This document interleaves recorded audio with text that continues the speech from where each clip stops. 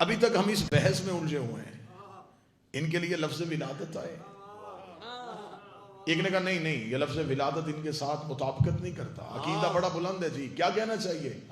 ان کے لیے لفظ نزول ہے. اچھا. کسی نے کہا نہیں لفظ نزول بہت چھوٹا ہے, ظہور کہنا چاہیے. ایک نے کہا نہیں ظہور نہیں, ورود کہنا چاہیے. میں جعفریہ کالونی کے ممبر پہ ہوں, یہ سارے ہی لفظ ان کے لائق نہیں.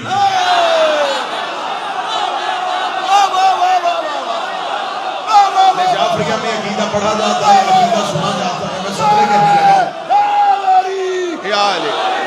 ابھی مجھے اندازہ ہو جائے گا مجھے کتنا پڑھنا ہے, کیسا پڑھنا ہے اور کس کس کے لیے پڑھنا ہے.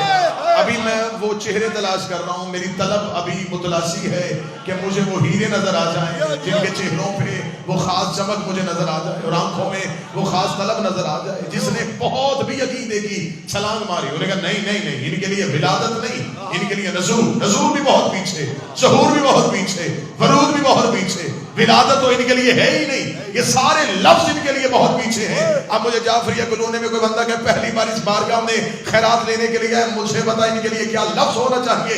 جب یہ مخلوق کو اپنا آپ دیکھنے کا اذن بخشے اس لمحے کو ان کا آنا کہتے ہیں.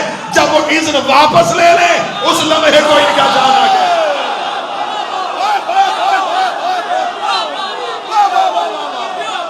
مالک حسین سلام